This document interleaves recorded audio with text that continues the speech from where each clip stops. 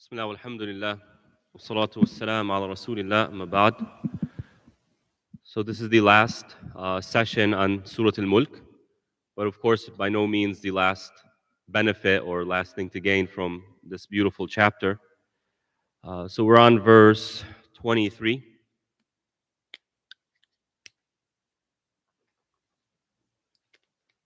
And in this verse Allah subhanahu wa ta'ala says, قُلْ هُوَ الَّذِي أَنْشَأَكُمْ وَجَعَلَ لَكُمُ السَّمْعَ وَالْأَبْصَارَ وَالْأَفْئِدَةَ قَلِيلًا مَا تَشْكُرُونَ.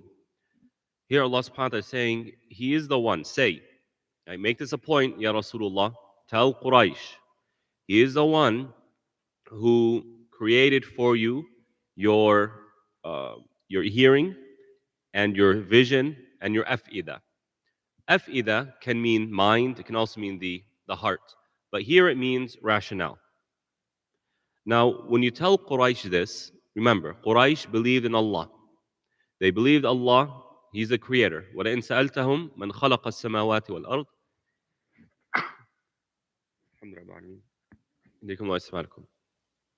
وَلَئِنْ سَأَلْتَهُمْ مَنْ خَلَقَ السَّمَاوَاتِ وَالْأَرْضِ لَيَقُولُنَّ Allah. If you ask them who created the heavens and the earth, they're going to say Allah. They had no doubt. Their problem was what? They believed in Allah, but they believed that others were worthy of worship as well. Hence at Hajj, what would they say? The Prophet ﷺ would be there and he would hear them say the talbiyah, the call of Hajj. لبيك اللهم لبيك لبيك لا شريك لك لبيك إلا شريك هو لك سميت تملكه وما ملك. They would say, we answer your call, O Allah. We answer your call. You have no partners except partners which you possess and they don't possess you. You possess them, you're in control of them, but they're not in control of you. So that was the difference. They believed in Allah, but they worshipped other than Allah. And the Prophet's message was worship only Allah subhanahu wa ta'ala. And one of the tools that the Prophet ﷺ would use, and the Quran is teaching us, is to focus on the things that they agree with. They agree, they accept that Allah created for them these things. They accept this, right? And in that, it's telling them, if Allah is the one who created these things for you, you are admitting and you are accepting that other than Allah did not create these things for you. Correct? They say yes. All right. Who's more powerful then? Allah. Who do you need more? Allah. And then Allah subhanahu wa ta'ala in Surah Al-An'am, what does He say? قُلْ أَرَأَيْتُمْ إِنْ أَخَذَ اللَّهُ سَمْعَكُمْ وَأَبْصَارَكُمْ وَخَتَمَ عَلَى قُلُوبِكُمْ مَنْ إِلَهٌ غَيْرُ اللَّهِ يَأْتِيكُمْ بِهِ. Say, if Allah were to take away your vision and to take away your hearing and seal your hearts or put a seal on your mind, right, or hearts in the verse, who can give it back to you? Man ilahun, what other God can provide you, can restore these things for you? Again, it's a rhetorical question. They know the answer. And the answer is no one. Only Allah subhanahu wa ta'ala can. And so it begs the question, why worship other than Him? If you believe in this, so why worship other than Him? Doesn't make any sense. If you have access to the king, you need something, you can go to the king. Would it make any sense for you to go to the minister? Absolutely not. I mean, we have access to the greatest. Why would you go to the inferior? Doesn't make any sense, right? So this is one of the messages of this verse. Now, when you look at the verse, it concludes by saying, قَلِيلًا مَا تَشْكُرُونَ. You are failing, O Quraysh, in your gratitude to Allah. And this is a powerful point, but this point needs to be unpacked a little bit. Right? What is the Prophet saying? Well, when you look throughout the Quran, you find that Allah frequently pairs shukr with ibad. And lack of shukr with kufr. Allah subhanahu wa ta'ala says, so for example, Allah subhanahu wa ta'ala says, وَاشْكُرُوا نِعْمَةَ اللَّهِ إِن كُنْتُمْ إِيَّاهُ تَعْبُدُونَ. Be grateful to the blessings of Allah if you truly worship Him. When iman is to worship Allah subhanahu wa ta'ala. Mal iman. Right? And tu'mina billahi wal yawm al-akhir, etc. And in another verse, Allah subhanahu wa ta'ala says, um, فَاشْكُرُوا لِي وَلَا تَكْفُرُونَ. Be grateful to me, don't disbelieve. وَلَئِن شَكَرْتُمْ لَأَزِيدَنَّكُمْ وَلَئِن وَكَفَرْتُمْ إِنَّ عَذَابِي لَشَدِيدٌ. If you are grateful, Allah will increase you. But if you disbelieve, as though it's saying, if you are not grateful, you disbelieve. Why? Why is that the case? Man, you as parents here, you think back when your kids would say, oh, you don't do anything for me. Oh, why didn't you buy me this? Oh, I don't have that. But you have all these other things. They don't matter. What does that do to the relationship? If the child cannot see the importance of their parents' presence in their life, what happens to the relationship? It's not in a healthy state. Not by the parents' fault, but the child is making a dynamic where they see their parent as irrelevant. So what is shukr?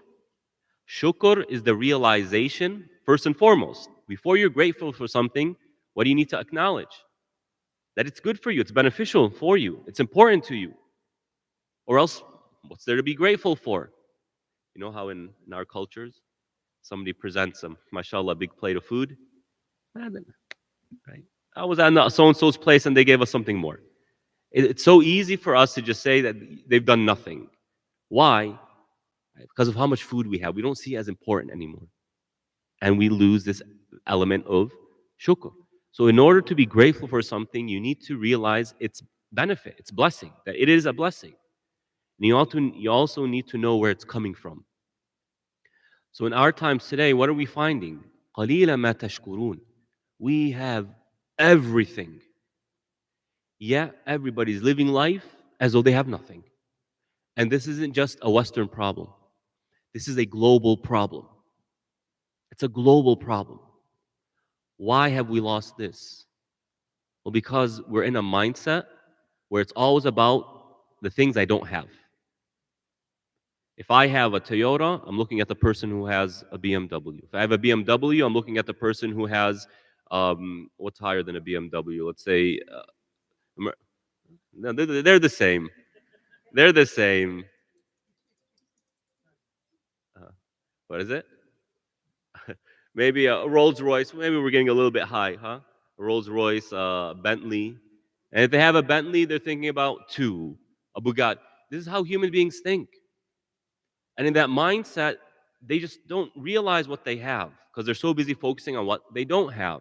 And hence, Allah, why didn't you give me? It's not that Allah didn't give them. It's just the mindset is I'm always focused on that which I don't have. Okay, Idris needs to get his phone.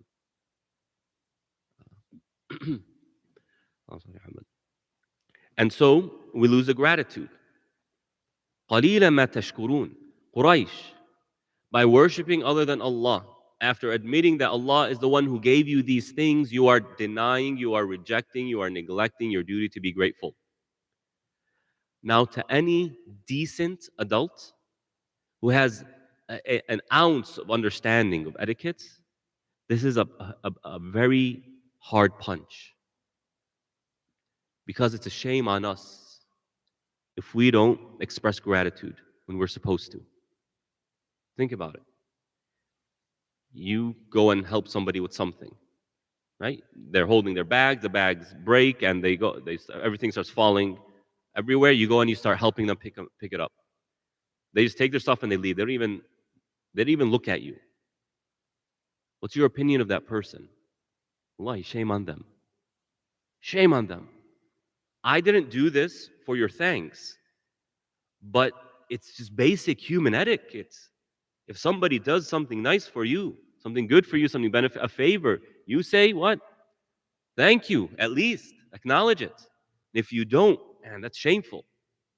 And so back in the day where akhlaq was really important, in any society, it was very important. Shame on you if you don't fulfill the basic manners and etiquettes. So, O Quraysh, Allah is the one who gave you these things that you're worshiping other than Him. Shame on you. You're not even saying thank you. In fact, you are taking it elsewhere. Go back to that example. All the things fall, you go and help, and there's somebody else standing and looking, and they're TikToking it, right? They're putting on their phones and they're recording it. And the person who you help gets up, looks at the person taking a video, says thank you, and goes. That's even worse, isn't it?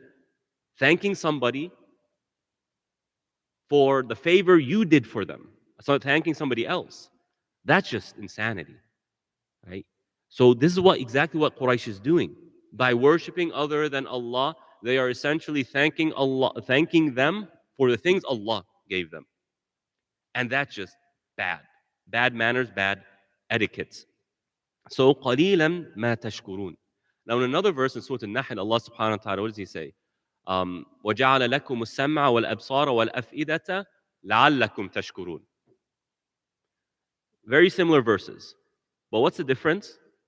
Here in Surah Al-Mulk, Allah is saying, قَلِيلًا مَا تَشْكُرُونَ. He's criticizing Quraysh. In Surah Al-Nahl, Allah subhanahu wa ta'ala is saying, لَعَلَّكُمْ تَشْكُرُونَ. He's saying why He gave you those things.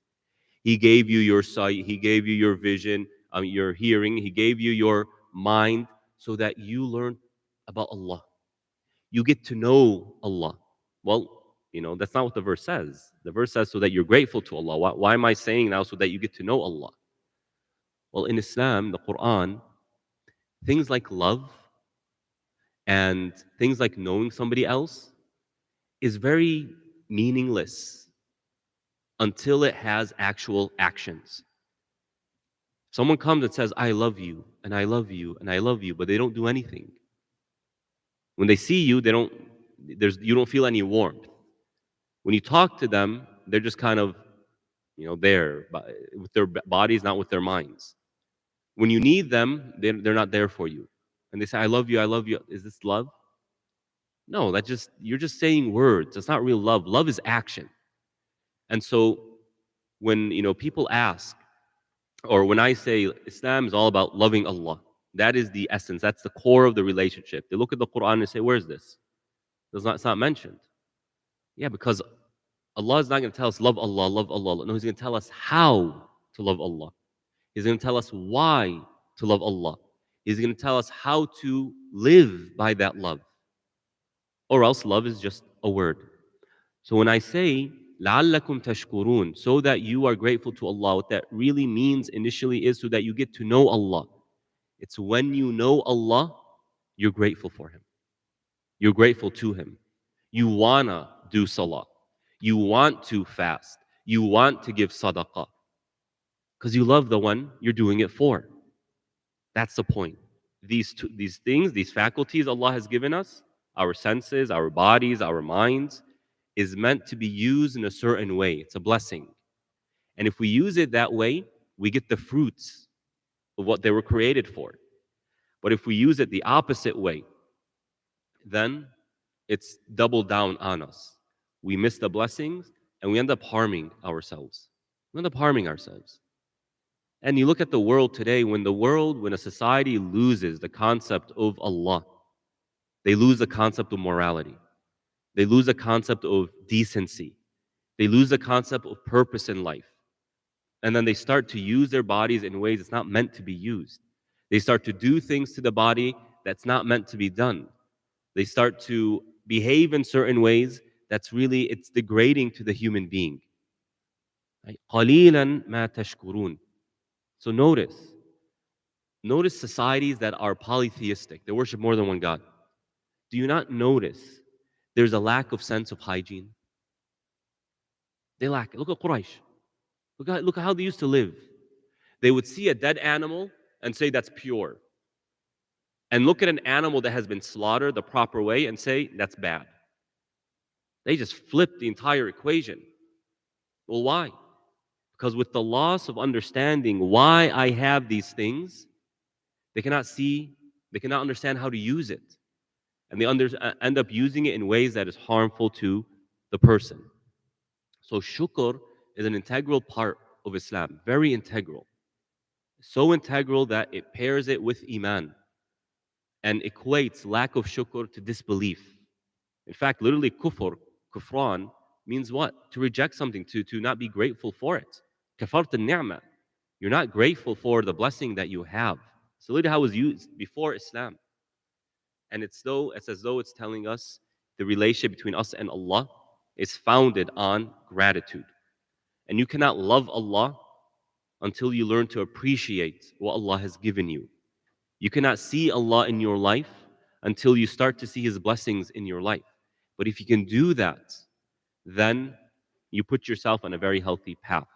So Allah subhanahu wa ta'ala is criticizing Quraysh and saying, shame on you for thanking these supposed gods for the things Allah has given you. Shame on you for destroying the relationship I built with you by not realizing my blessings.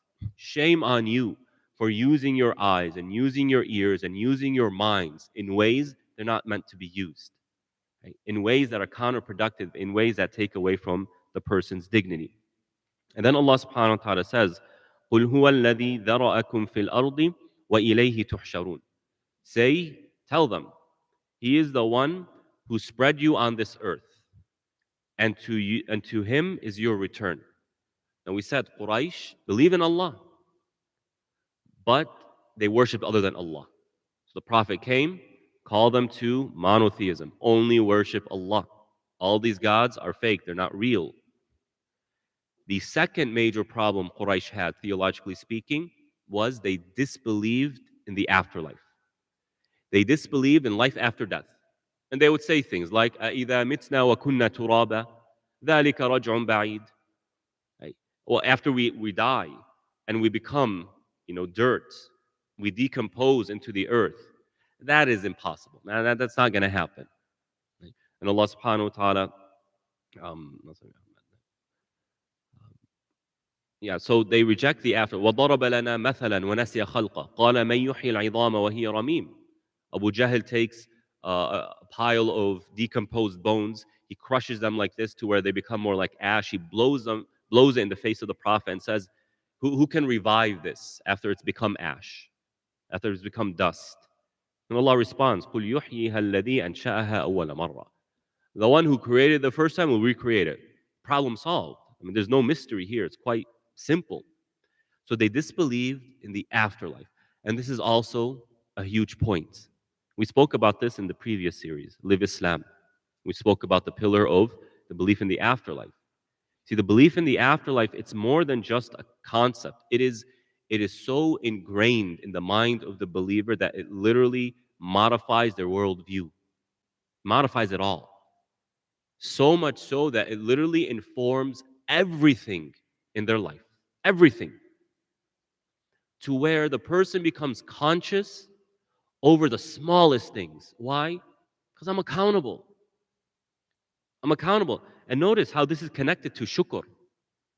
When a person does not feel accountable, what do? They squander their blessings. And Surah Al-Balad points to this. One of the shorter surahs in the Quran, it points to this idea. Right? فلقت لقد خلقنا الإنسان في كبد أيحسب أن لا يقدر عليه أحد يقول أهلكت مالا لبدا.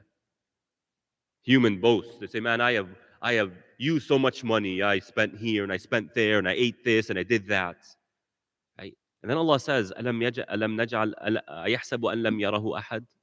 Does he think nobody's watching him? That we just created him just be? And we're watching. What is Allah telling us here? When we are conscious that there's Allah watching what we do, our actions are being documented, and we are accountable for our blessings. Hence, what does Allah subhanahu wa ta'ala say in another surah? He says, وَلَتُسْأَلُنَّ يَوْمَئِذٍ عَنْ النَّعِيمِ. You will be asked about your blessings. What's the point here? To make us conscious of how we use those blessings. You know, in certain parts of the Muslim world where Allah, there's a lot of money there, there's so much food that is wasted. In fact, this is, again, a global phenomenon. So much food is wasted. I'm not here to make your lives miserable and say, oh my God, how do you do that? But the idea is, it is telling us that we're not very conscious of this blessing. We're not. And so it's easy for us to make too much and throw away the rest. So notice how Allah is tying وَإِلَيْهِ تُحْشَرُونَ. You will be gathered in front of Allah right after He talks about gratitude. And when you pair these two together, you get a very healthy lifestyle. Very healthy. I have to realize my blessings. I have to acknowledge them. That allows you to enjoy them. It enhances your blessings. It makes your life better. This isn't a purely Islamic concept. Even in psychology, it's clear that people who are conscious of their blessings and grateful for them live a happier life, a healthier life. Okay? So this is so intrinsic to the human being. But Islam comes and what does it do? It pairs it with afterlife to make accountability part of that process of a blessing. I have to use this in a certain way. Because if I just say, I know my blessings, okay, what do I do with it? I'm grateful for my blessings, okay, how do I use them? I can use it to do things that are harmful, things that are bad, things that harm other people. But when I pair that with, I will be gathered in front of Allah, stand in front of Allah, accountable in front of Allah, then then um, what ends up happening is that balance. I will use the blessings in the way they were meant to be used, in a way that is pleasing to Allah subhanahu wa ta'ala. وَإِلَيْهِ تُحْشَرُونَ. We have spread you on this earth, and you will return to Him. So Quraysh disbelieved in the afterlife. And what you find is that when a people disbelieve in the afterlife, that is the kind of the fork in the road that leads them on a dark path. Notice America. Many of you here were here in the 70s, a very different country. And although all the hippie movement and whatnot has already started, but it was a very different America. An America that was conscious of God. An America that was conscious of an afterlife. And generally speaking, they lived healthier lifestyles. Of course, not on par with an Islamic lifestyle, but the idea is they had that element of the afterlife, and that created a certain lifestyle. But when the next 2, 3 generations became increasingly distant from the afterlife, what happened to the lifestyle? It changes. Because what's the point then? You ask the average American, what happens after death? What's their answer? I don't know. I don't know. They won't say nothing. They will say, I don't know. And then notice what this does to you. If you don't know what's going to happen in the future, how can you plan today? How? You want to invest in stocks in the market? What do you have to know? Where's the money going? Which sectors of the economy has a future? Which ones don't?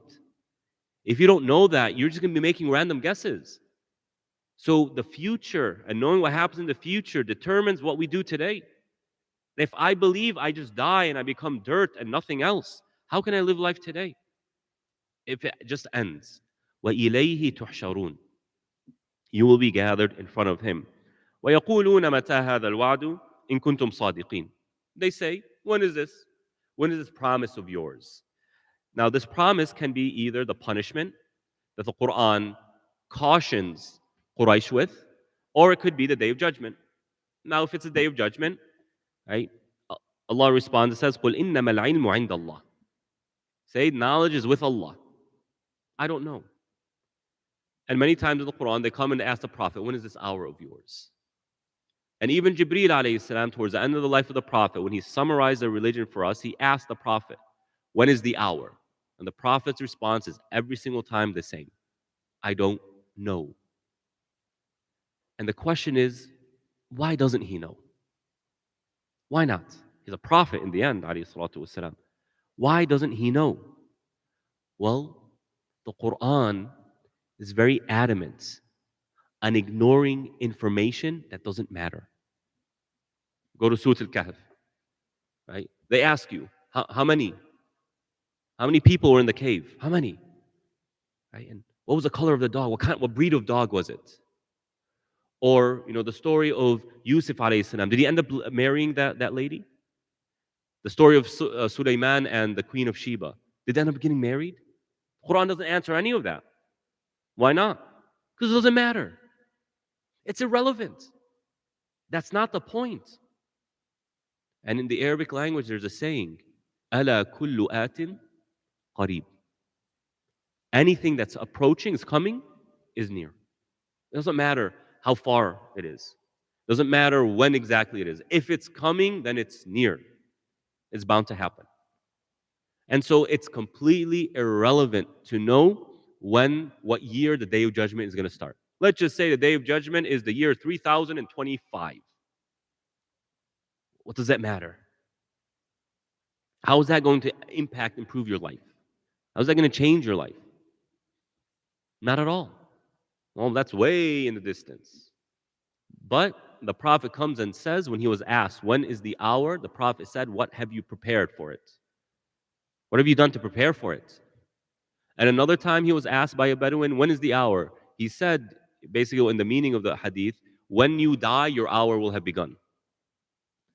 Just do now. Don't worry about when it's coming. It's coming. It's going to happen.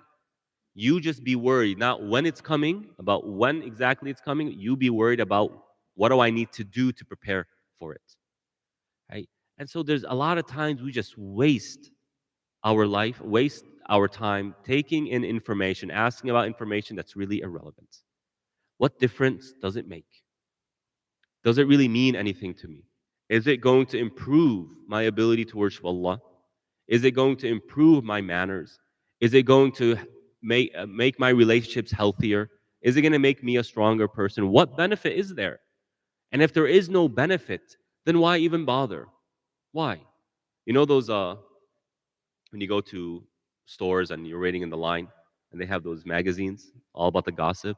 See what Harry told his brother, and see what Kate's and what's going on in her life, and what wedding dress she chose for her sister's wedding or whatever it is. What difference does it make? Honestly, what difference does it make? This is how a believer thinks. And so when Quraysh would come and say, when is the hour? That's an insult on you, man. Normally, this society, the society of Quraysh, the Arabs, they tended to be on point with the questions they asked.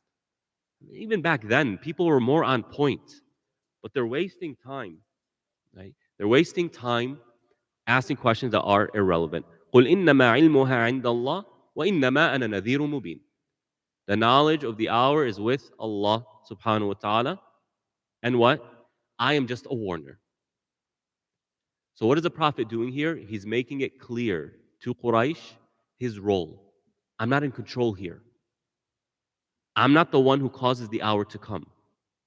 I'm not the one who causes punishment to come. That's Allah.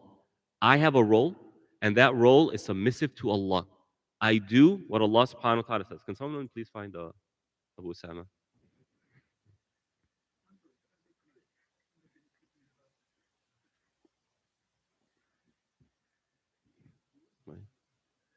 طيب. فلما رأوه زلفة سيئت وجوه الذين كفروا وقيل هذا الذي كنتم به تدعون. فلما رأوه زلفة. زلفة means near. أقم الصلاة لدلوك وأقم الصلاة طرفي النهار وزلفا من الليل. When the night approaches. Right, so zulfa means for something to approach. So when the punishment approached them, you should have seen their faces. Why? Because they mocked, because they made fun of, because they accused, because they just lived their life ignoring this. So when it actually came, they couldn't do anything. They were paralyzed from the shock, let alone from the force and the power. And one of the lessons here is a believer does not mock. A believer is not somebody who mocks. Right? Rather, mockery is the approach of the people who are ignorant. We don't sit and boast. Perhaps tomorrow I won't have what I'm boasting about today. Perhaps tomorrow the person I'm boasting to will have more than me. We don't boast. We don't mock. Perhaps that person will become stronger than me. We don't oppress. Perhaps the one I oppressed will become stronger than me. We don't play these games. We do things based on what we believe is pleasing to Allah, what will please Allah, what we will be accountable for. We will be proud that we did these things, and Allah will reward us for that. They are in extra shock. Why? Because they mocked. هذا الذي كنتم به تدعون. This is what you used to mock me about. This is what you used to reject. And here it is. And so ask this question. When Allah used to punish a society with a very huge disaster, natural disaster, did was every single person killed? Or were every single person perish? Not necessarily. Not necessarily. Yes, the area was, but maybe that person who, despite not believing, remained kind and respectful to the Prophet. Perhaps that person just coincidentally happened to be traveling somewhere when the punishment came. So Allah spared that person because they were good in their akhlaq and in their manners. And you see this also in the people of Quraysh. You had people who mocked and attacked the Prophet ﷺ, like Abu Jahl, like Abu Lahab. What was the end result? Humiliated, defeated. You had people who mocked the Prophet but didn't attack him. They mocked. They ended up dying on disbelief. But you had people, right? You had people who fought the Prophet, but they didn't mock him. They weren't disrespectful to him.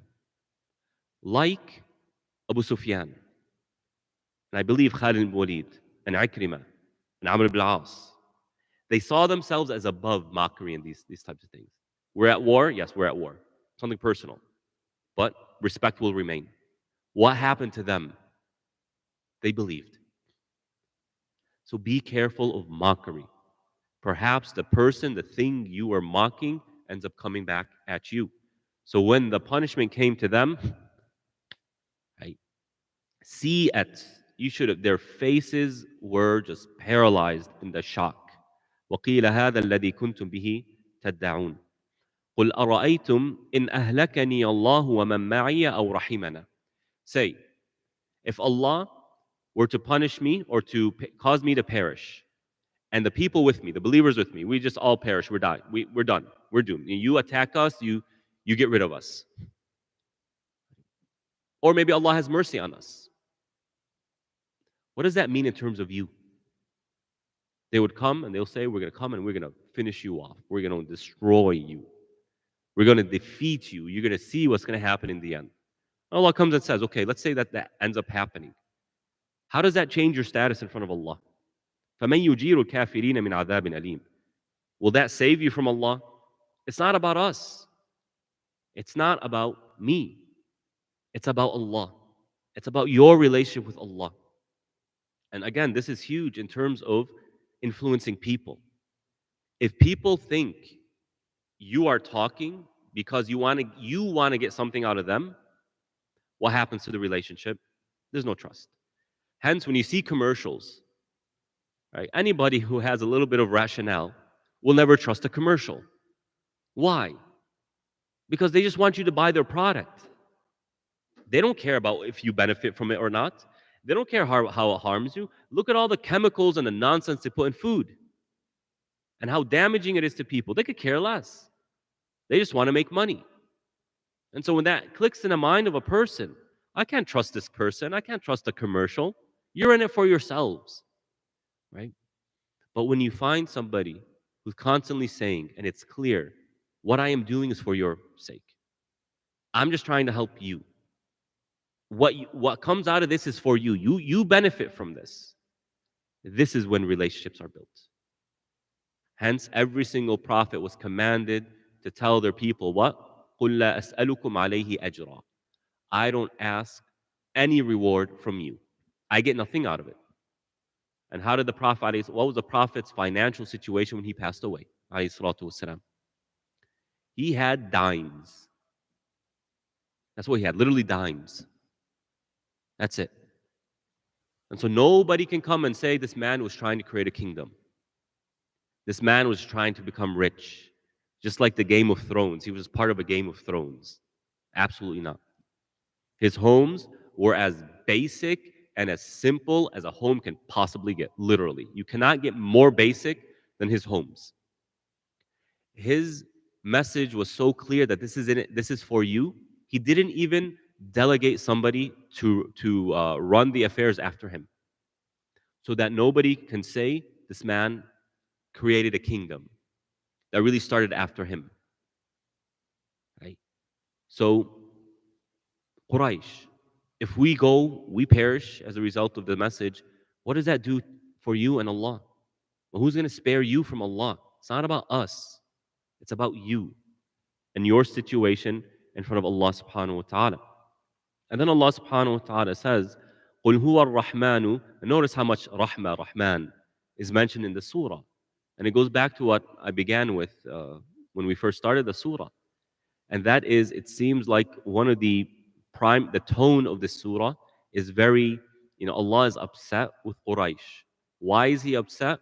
Because they're trying to come between people and Allah's mercy. And to Allah, that's a red line. He created us to have mercy on us.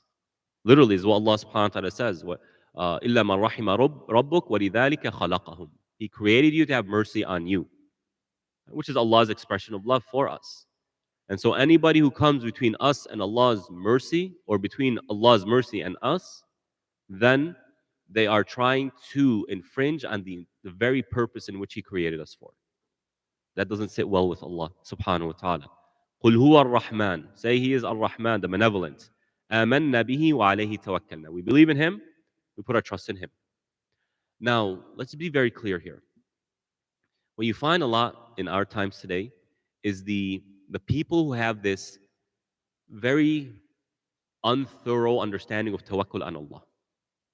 They just say, I'm just going to put my trust in Allah and everything is going to work out. It's not the way it works. The prophets, they planned and they were precise and they learned and they took advice and they made decisions based on information, based on what we would call today data. They didn't just make okay, I'm going to do this and wallahi, Allah is going to give me victory. It's not the way it works. This is a real story, by the way. A very short, but this is an actual event. In Jordan, 3 men decided to free Palestine. 3. They went with guns and they started crossing the border into Israel. This, of course, we don't, the fake state, the occupiers, right? Thinking what? Our iman is strong, our tawakkul is on Allah, Palestine is going to be free in the matter of a few days. 3, this is real, 3 guys. Now Allah was merciful with them. The Israeli soldier on the other side of the border called Jordan and said, hey, there are 3 people crossing the border. Get them or else we have to shoot. Right? He could have shot. He could have. But Allah, Allah lataf. Allah had mercy on them. What's the idea here? This is a fake understanding. It's an inaccurate, inappropriate understanding of tawakkul. Tawakkul is what? To do everything you can in order to get to the goal. After you do what you could, tawakkul on Allah. That is when we put our tawakkul on Allah subhanahu wa ta'ala. And of course, part of tawakkul on Allah is doing these things. The plotting and the planning and the getting information and the learning. Because that's how Allah created the universe. In tadrus, tanjah. If you study, you pass. This is a law in human life. That Allah created that law. So if you really have trust in Allah, you'll trust the system Allah created and you will use it the way it's meant to be used. So you put your trust in Allah subhanahu wa ta'ala when? After doing what you can. But there will always come a point where you cannot do anymore. The rest is in the hands of Allah. This is when we say, I put my trust in Allah and let Allah decide what He wills. Let Him decide what He wills. I mean, the Prophet ﷺ, before the very first battle of Badr, where Allah promised him, He promised the Prophet victory. It was a promise from Allah, and Allah never goes against His promise. Despite that, the Prophet held his hands up in the air for a long time, making dua, because that's part of the process. Right? وَعَلَيْهِ تَوَكَّلْنَا. So there will always come a time in your life when you're trying to accomplish your goals where you just have to say, the rest is on Allah. I put my trust in Allah. And let Allah choose what He wills. فَسَتَعْلَمُونَ مَنْ هُوَ فِي ضَلَالٍ مُبِينٍ. And you will surely know who is clearly misguided. How so? By events. When the world gathers against Islam to smear the image of Islam, to destroy Muslims, to do whatever they want, and after every single attempt, Muslims only become stronger. What does that mean? Tell me, what does that mean? When the nations of the world gather to launch an Islamophobic campaign with no other goal but to smear the image of Islam, a 15-year war on supposedly terror to try and destroy Muslims, only for Muslims to become stronger, wiser, more capable. What does that mean? It means this is being supported by a force beyond humans, right?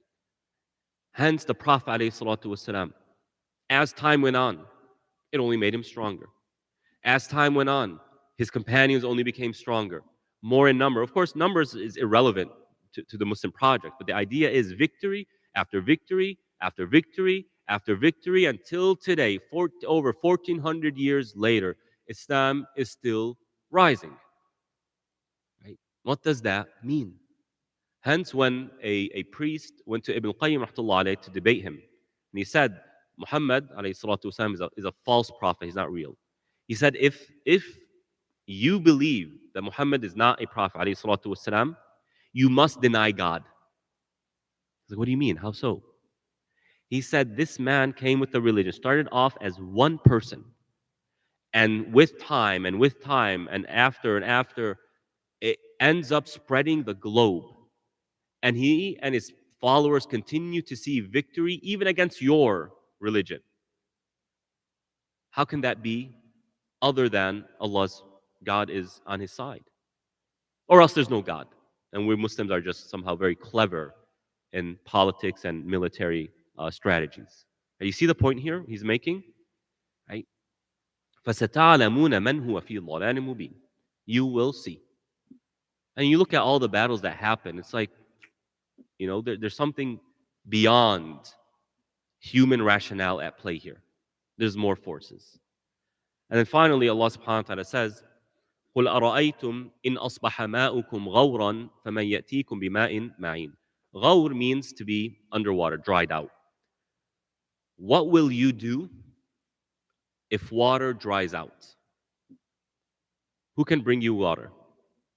The answer is an obvious nobody. Right? Now people today will have a clever, we have all these pipes and we can make pipes that go to whatever fresh body we can start getting water from Lake Michigan and whatnot. You'll have these clever answers, but the idea is if all water is gone, where will you get it from? Where? You can't create it. And so we are under a certain force. We are under an authority. So no matter how much humanity tries to convince themselves that they are free from any and all restrictions, it's just nothing short of delusion. But where I want to focus more here is kind of that emotional arousal that this verse creates. What will you do when you are put in a situation where you are completely tied? You can't do anything. And I promise you, every single person here has been in a situation where I have no way out. Every single door has been closed. I'll give you this. I'll give you a story. This is a real story. Over 100 years ago, there was a guy in Mecca. And back then, that area was so poor. They used to get zakah money from where? Guess.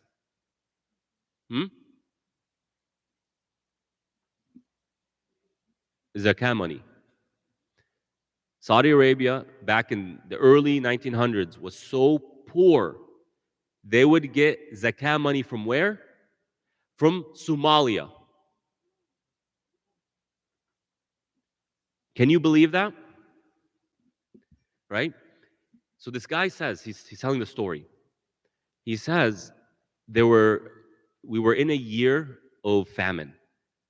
It was bad. Everybody was poor, except very few people. And he said we were starving. He was him, his wife, and he had a daughter, a young daughter. They had no money. They're about to die of starvation. And so what did he say? He goes to his wife and says, "My wife, if we don't somehow get money, we're all going to die. What do you think?" Now, this is a heavy story. It's a heavy story. It's a true story. He says, "What do you think if we sell our daughter into slavery? That man who buys her will be wealthy. He'll be able to feed her. And we will survive." She said, of course, no way, absolutely not, until he convinced her.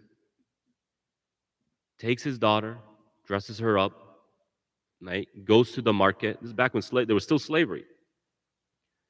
And sells her. Who's this? She's my slave girl. He couldn't say it's my daughter because that's haram. Right? You can't sell a free person to slavery. So a Bedouin comes. He's able. Okay, I'll buy her. How much? 15 silver coins. Okay, 15 silver coins. Sells her, and of course he's describing this like he's not. This isn't easy on him. He said, I couldn't look back. The daughter's calling him. He couldn't look back, but he went. We all die or we have to do this. Hmm? A young girl, probably 4 or 5, something like that. But you'll see where the story goes. So he takes his money, he goes, he buys dates, and he hires a young man to carry everything because he can't do it himself. So he pays for everything, and he gives this young man all his supplies, including the money. Like, please follow me. So he's walking back to his home, turns around, he's not there. He looks, he can't find him. And this guy starts pulling his hair out. I just sold my daughter. And I lost all my money. I didn't even get food. He's at that point, it's like this verse. Who can help you? What you have nothing now. So what does he do? He goes to Mecca, he goes to the Haram, the Masjid, and he starts making dua. And starts making dua. And starts making dua. He says, after I finish Salah, I see the Bedouin who I sold my daughter to, and I see my daughter. He said, you know what? I'm not going home empty-handed. So he devised a plan to go and pretty much take his daughter back. So as he was trying to get closer, the Bedouin sees him and says, come here. He says, who's this girl? He's like, this is my slave girl. It's like, she's telling me you're his father. You're her father. And he says, yeah, that's true. And he tells him, this is why I did it. The man says, Inna lillah wa inna ilayhi raji'un. He takes out 30 silver coins. And he says, this is all my money. Take half of it. Here's your daughter back. May Allah, help you. After what? Dua. He goes back, bumps into the young man he hired. Goes to him. He's like, where did you go? He's like, man, I was following you. I lost you. I don't know where you went. And everything is here. He didn't try and steal from him. Got his money back, got his dates, and went home. And so sometimes Allah will put you in a situation. This is guaranteed. This will happen to you. You will be put in a situation where you have nothing except dua. But it is precisely that situation that Allah will bring to you because He wants to give you something you wouldn't get elsewise. That man was starving to death, him and his family. And because of that situation, Allah gave him enough to get him by. Right? So, if Allah takes this away from you, who can you go to other than Allah? To the disbeliever, that's power. I'm overpowered. To the believer, Allah will only put me in this situation because He wants me to reach out to Him, because He wants to give me something that otherwise I wouldn't get. فَمَن يَأْتِيكُم بِمَاءٍ مَعِينٍ. Who can bring you water that is fresh on the surface, easy for you to access. And so we ask Allah subhanahu wa ta'ala to allow this surah to be a blessing for us. وصلى الله على نبينا محمد وعلى آله وأصحابه أجمعين والحمد لله رب العالمين.